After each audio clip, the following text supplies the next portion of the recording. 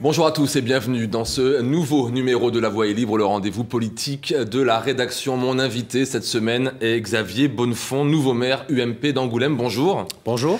Je rappelle que vous avez 34 ans, qu'avant d'être maire d'Angoulême, vous étiez le chef de cabinet de Philippe Mottet, puis l'attaché parlementaire de la députée européenne Elisabeth Morin-Chartier.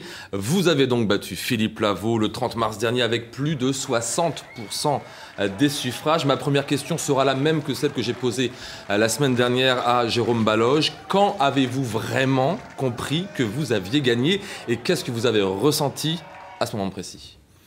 Écoutez, quand est-ce que j'ai senti qu'on allait gagner ou que j'avais gagné? C'est certainement dimanche soir, le soir de la victoire. Mais à quel moment ? À quel moment? Au moment où on recevait les 100 premiers bulletins de tous les différents bureaux. Il y avait une trentaine de bureaux. Quand on a eu les 100 premiers bulletins de tous les bureaux et qu'on était déjà au moins à 60%, voire plus, je savais qu'on était là face à une situation qui était positive pour mon équipe, pour ma candidature, et qu'on allait gagner certainement. Alors à quoi on pense à ce moment-là? On pense à la famille. Je sais que vous avez des liens très forts avec votre grand-père. Vous pensez à quoi? On pense à la famille, on pense à son grand-père, on pense à ses parents, on pense à sa femme, à son fils. On pense aussi à ses coéquipiers. Et puis surtout, on pense à sa déclaration, à la déclaration qu'on va faire lors de la proclamation des résultats. Franchement, Xavier Bonnefond, ça fait quoi d'être maire d'Angoulême quand on a 34 ans? C'est quand même une grande ville, une ville connue dans le monde entier grâce au festival, en l'occurrence, de la bande dessinée. Ça fait quoi? Parce que vous êtes jeune, 34 ans, c'est quand même jeune pour être maire d'une ville aussi importante. Je suis tout simplement heureux. Et puis je suis doublement heureux quand je rencontre encore régulièrement les Angoumoisins dans la rue et qui me félicitent. Je crois qu'il y avait un fort vent d'aspiration, de changement à Angoulême. Et ce n'est pas, on va dire, l'élection d'un maire de 34 ans par rapport à un candidat qui avait un peu plus de 50 ans. Non, c'est le choix d'une équipe, c'est le choix d'un projet et surtout la reconnaissance d'un travail, parce que même si j'ai 34 ans, ça fait des années que je travaille auprès de certains élus de poids de la région, mais également en tant que chef de file de l'opposition pendant 6 ans. Justement, vous êtes un professionnel de la politique, c'est votre métier, la politique. Est-ce que c'est ce qui fait que vous êtes moins, on va dire, on a vu, vous vous souvenez de Jérôme Baloge au premier tour, sur le premier tour, la surprise était incroyable. C'était une logique pour vous dans votre parcours, voilà, ok, vous avez fixé ça, donc c'était assez logique finalement. Alors, vous dites que je suis un professionnel de la politique. J'aime pas l'expression parce que tout simplement, je sors d'un milieu modeste. Et si, en effet, j'ai fait de la politique dans mon activité professionnelle, c'est aussi l'histoire de rencontres en 2002 avec notamment les équipes de Jean-Pierre Raffarin. Et après, c'est une volonté, c'est une passion qui m'a permis ensuite de pouvoir travailler auprès de ces élus. Mais ce n'était pas un choix au départ facile ou un choix ancien de ma part. Je reviens sur le ressenti quand vous arrivez pour la première fois dans le bureau du maire, de la fonction du maire, vous vous asseyez dans le fauteuil de maire d'Angoulême. Là encore, est-ce que c'est toujours... j'ai envie de savoir vraiment ce que vous ressentez, parce que c'est une bataille que vous menez depuis un petit bout de temps. Vous vouliez ce poste de maire, vous l'avez, on ressent quoi? On se dit que c'est fait, ça y est, c'est fait, c'est réellement fait. On se dit qu'on est réellement maire, et puis on se dit surtout que tout commence. Tout commence parce que c'était vendredi soir à l'issue du conseil municipal d'installation et on se dit que dès lundi matin, ça commence sur les chapeaux de roue. Et les ennuis commencent aussi, on va le voir tout à l'heure. Donc votre élection, vous venez de le dire à l'instant, comme maire s'est effectuée il y a 8 jours. Je vous propose de revenir sur cette journée et nous parlerons ensuite de l'avenir proche. Une salle pleine à craquer et les derniers mots de Philippe Lavaux en tant que premier magistrat. Les habitants, je ne me considère pas comme un opposant, étant ancien premier magistrat. Je me considère comme un contributeur au bien public. Pour la gauche, la parenthèse de 6 ans entre 2 mandatures de droite se termine. La nouvelle majorité pèse déjà le poids des responsabilités. On s'est concerté au bon moment, cette bonne addition au bon moment qui fait qu'il est possible de satisfaire à une demande qui était une demande forte de la population, mais il faudra travailler beaucoup. Plus la demande est grande, plus notre obligation morale est grande également. Sans surprise, le maire Xavier Bonnefond est élu avec 38 voix. Une installation du conseil municipal qui précède un autre événement d'importance. Maintenant, c'est le troisième tour de l'élection qui commence avec également la présence de la ville d'Angoulême au sein d'un conseil communautaire, car une agglomération forte ne peut pas exister sans une ville-centre forte. Et en l'occurrence, nous avons bien l'intention de pouvoir affirmer la position d'Angoulême tout en préservant l'esprit communautaire au Grand Angoulême. Une communauté d'agglomération qui reste toujours à gauche. Et Philippe Lavaux, qui le soir de la défaite électorale avait annoncé qu'il ne briguerait pas la présidence du Grand Angoulême, envisage aujourd'hui les choses autrement. Le soir de l'élection, je n'avais pas les résultats des autres communes. Et donc aujourd'hui, avec l'ensemble des autres maires et conseillers communautaires, nous nous sommes réunis et nous avons fait une analyse qui démontre aujourd'hui que dans les suffrages exprimés, eh bien 60% des suffrages des électeurs de l'agglomération se sont portés sur des candidats de gauche. Une responsabilité pour la gauche selon Philippe Lavaux, qui laisse toujours planer le doute sur sa candidature à la présidence du Grand Angoulême. Voilà, alors ça c'était un reportage qui date du vendredi 4 avril. Depuis, bien sûr, les choses ont évolué. Mercredi soir, Philippe Lavaux annonçait officiellement sa candidature pour la présidence du Grand Angoulême. Xavier Bonnefond, s'agit-il pour vous d'une déclaration de guerre ? Clairement, c'est une déclaration de guerre.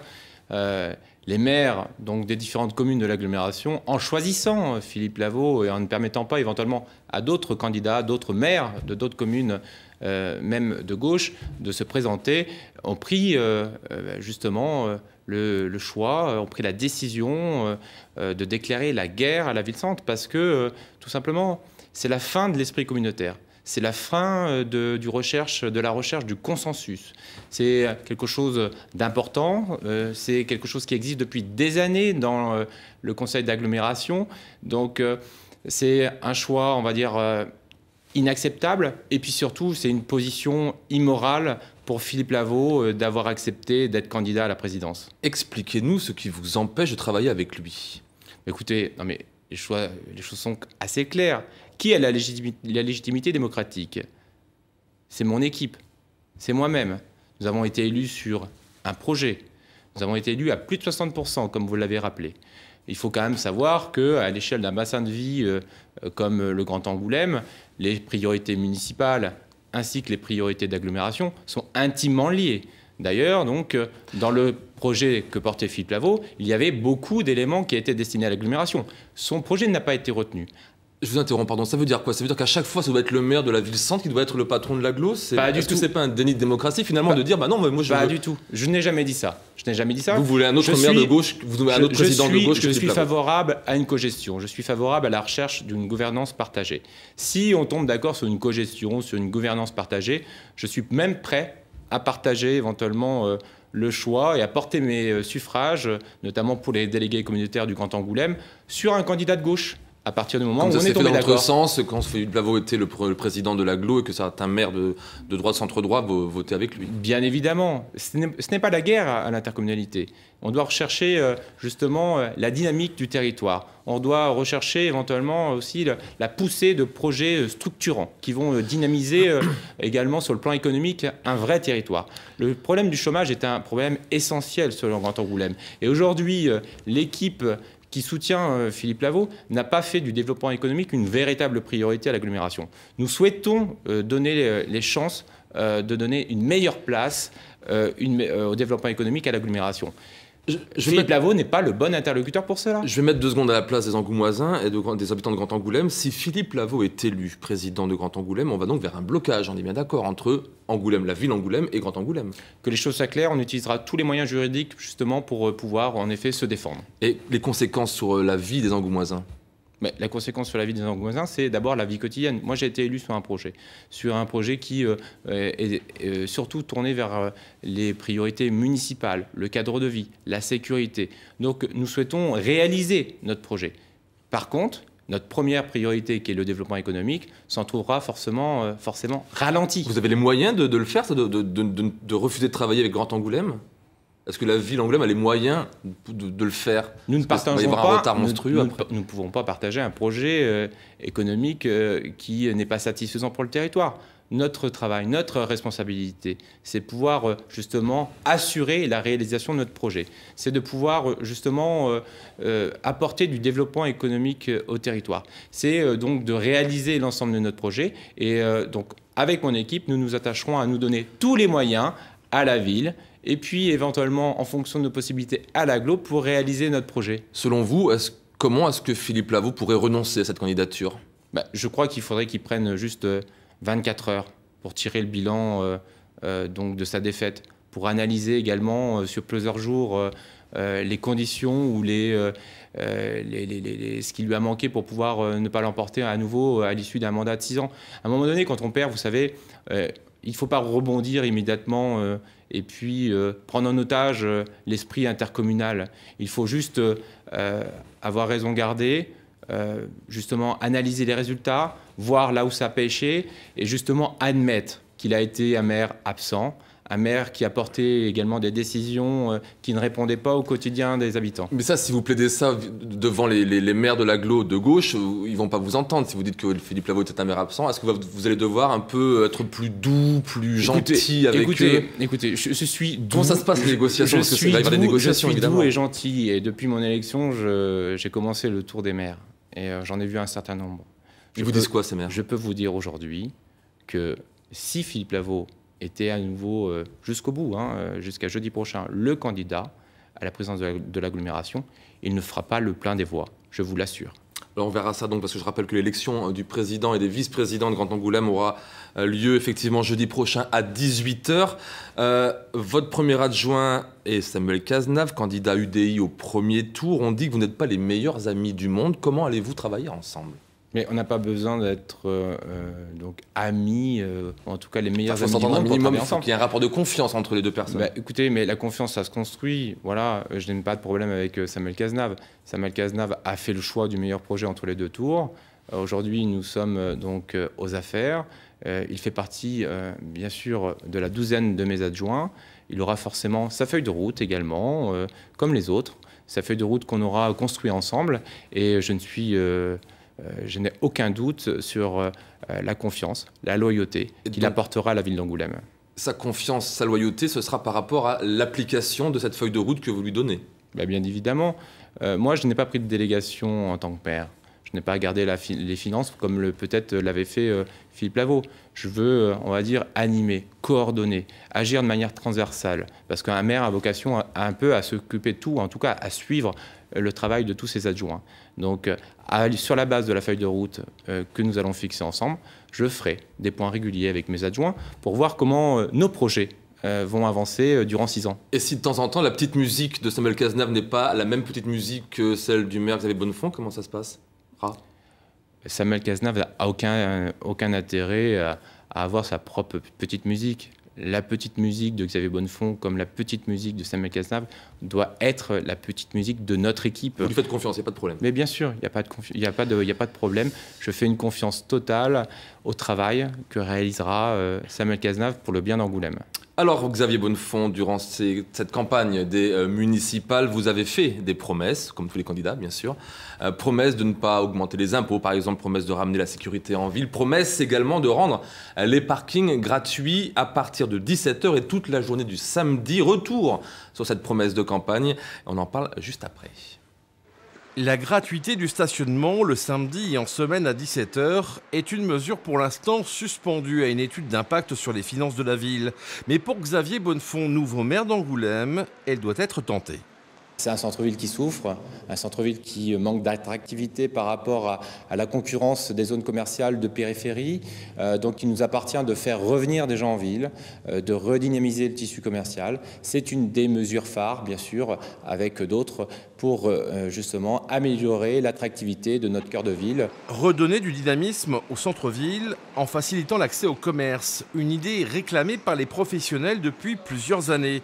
Impossible pour eux que le maire fasse machine arrière dans ce dossier. Oui, c'était attendu. Nous, on est très contents. Déjà, donc, à 17h dans la semaine, quand les mamans viendront chercher leurs enfants à aller dans les écoles, elles pourront faire leurs courses tranquillement à Angoulême. Et le samedi gratuit toute la journée, ça aussi c'est une bonne nouvelle. Les clients nous le demandaient depuis longtemps. Dans la région, ce type de mesure serait une première pour une ville-préfecture. Une décision choc qui rompt avec les mesures prises ailleurs, mais aussi avec la politique de transport que souhaitait réaliser l'ancienne majorité. Je crois qu'il faut réfléchir le centre-ville autrement. Je pense que ce n'est pas le moment. Les enjeux sont trop graves au niveau du climat, au niveau du pouvoir d'achat aussi de nos concitoyens. Nous avons proposé pendant la campagne de mettre le bus gratuit le samedi, ce qui me semble beaucoup plus en accord avec les enjeux actuels.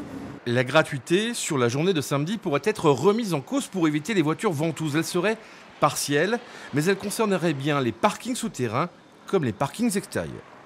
Alors, on va procéder dans l'ordre si vous voulez bien. Quand ferez-vous voter en tout cas cette gratuité ?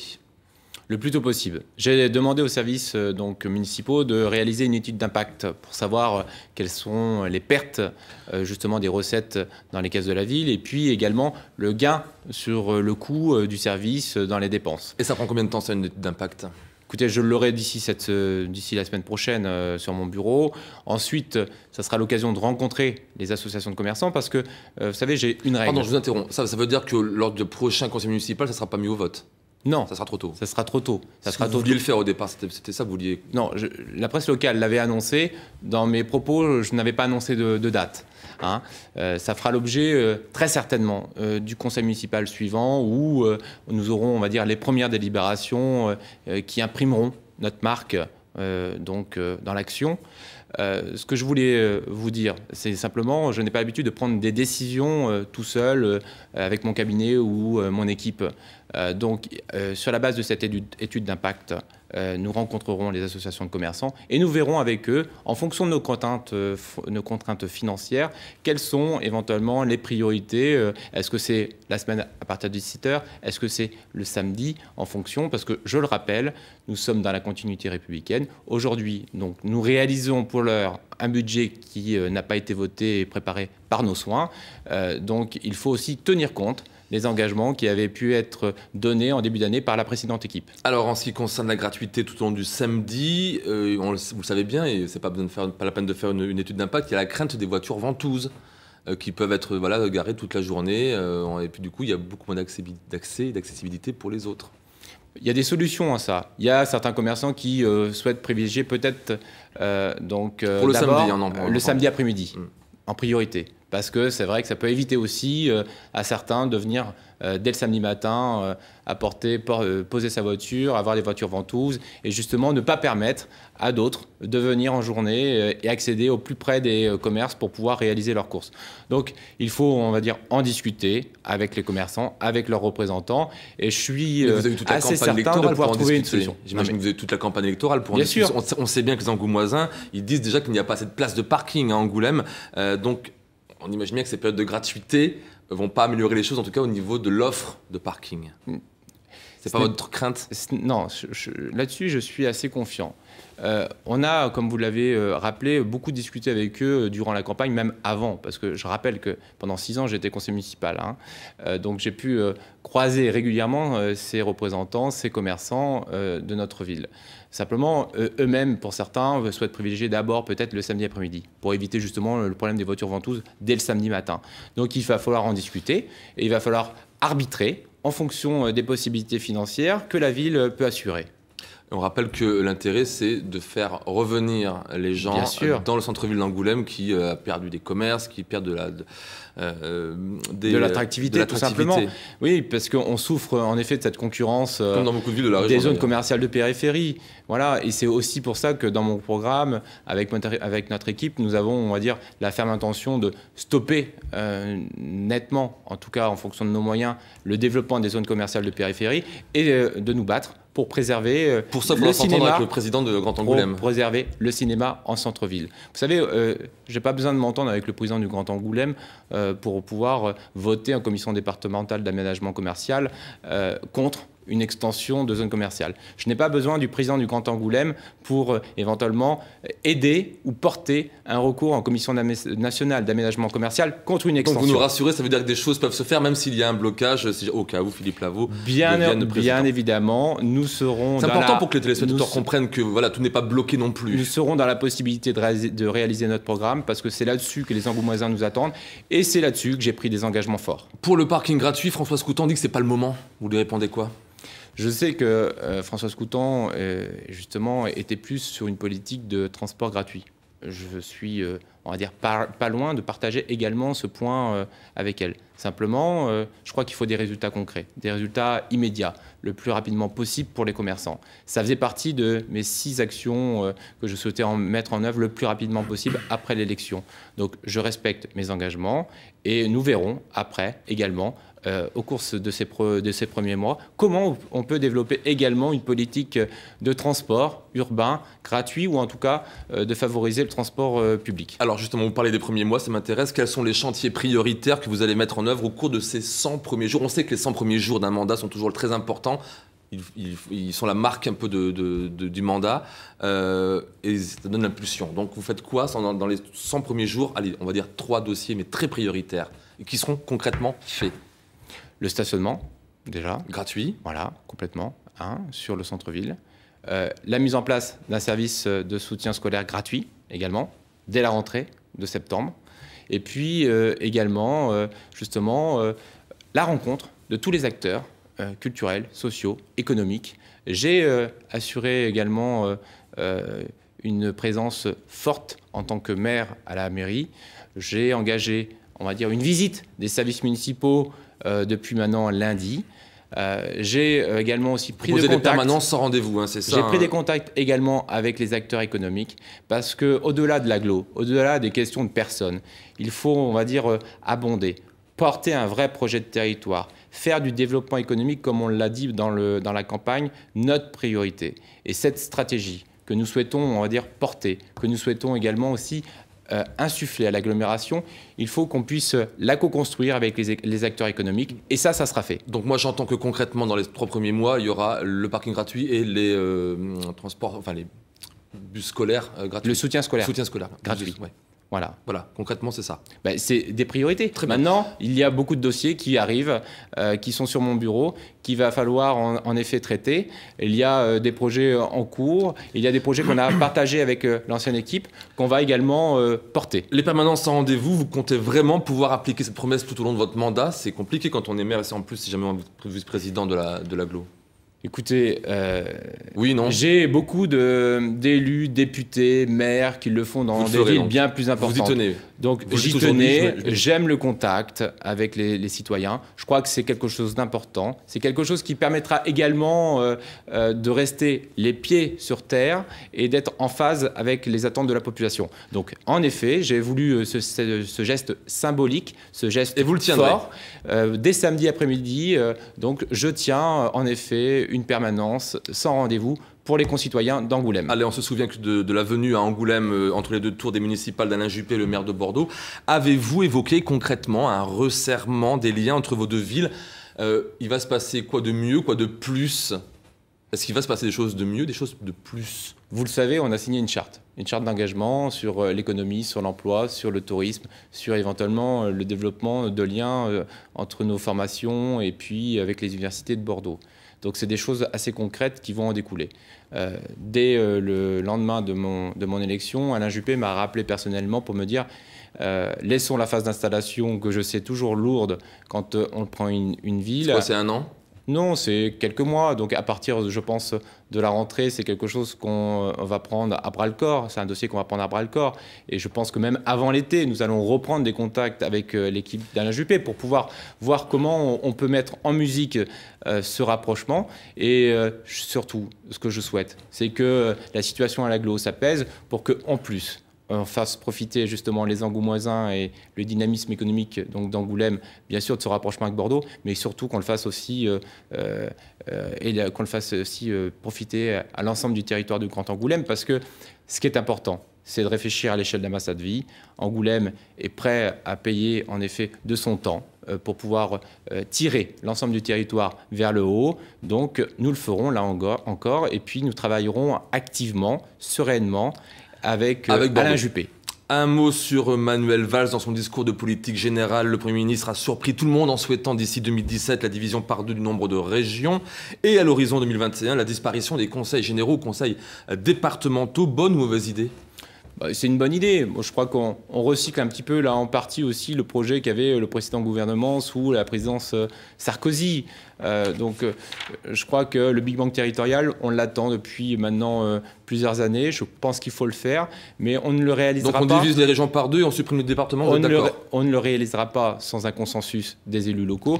Donc, il faut d'abord travailler sur ce consensus. Vous êtes favorable à diviser les régions par 2 et à faire disparaître les départements ? Je pense que les départements est un bon échelon quand même de travail. Donc, je crois qu'il faut voir comment on peut justement tisser des liens entre nos bassins de vie intercommunaux et puis région, département. Mais il faut, à mon avis, rapprocher la région et le département. Faire une fusion des départements dans les régions. Complètement. D'accord. Serez-vous, nous reste combien ? Il nous reste 1 minute. Que serez-vous candidat à d'autres élections que celle de vice-président du Grand Angoulême, enfin président, d'ici la fin de votre mandat de maire ? Je n'ai pas de plan de carrière. Donc, écoutez, aujourd'hui, je m'occupe d'Angoulême. J'ai quelque part réalisé un peu mon rêve. Donc maire à plein temps pendant 6 ans. Ce que je souhaite surtout, c'est servir Angoulême, servir ses habitants. Après, à plein temps, le reste, on verra. Bien sûr donc on verra, donc c'est possible. Mais aujourd'hui, je suis en train de finaliser ma situation professionnelle parce que, vous l'avez rappelé, j'étais collaborateur parlementaire. Je suis en train donc de pouvoir, on va dire, me rendre disponible à 100% pour être maire.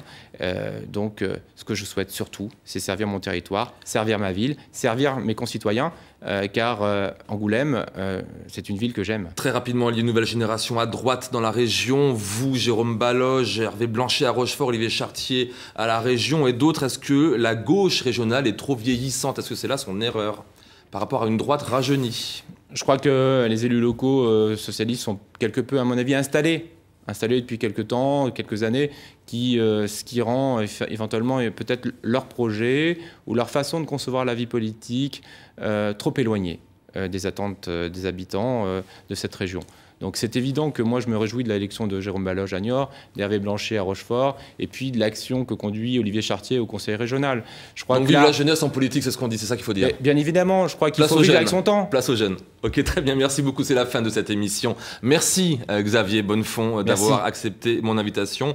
Bon courage pour la suite. Vous pouvez voir ou revoir ce numéro de La Voix est libre, vous le savez, pendant 7 jours en allant sur notre site internet poitou-charentes.france3.fr ou alors sur pleuse.fr. La semaine prochaine, nous irons à La Rochelle. Jean-François Fontaine, le nouveau maire de la ville, sera notre invité. Pour leur place au journal de la mi-journée présenté par Élodie Gérard. Excellente journée, excellent week-end à toutes et à tous.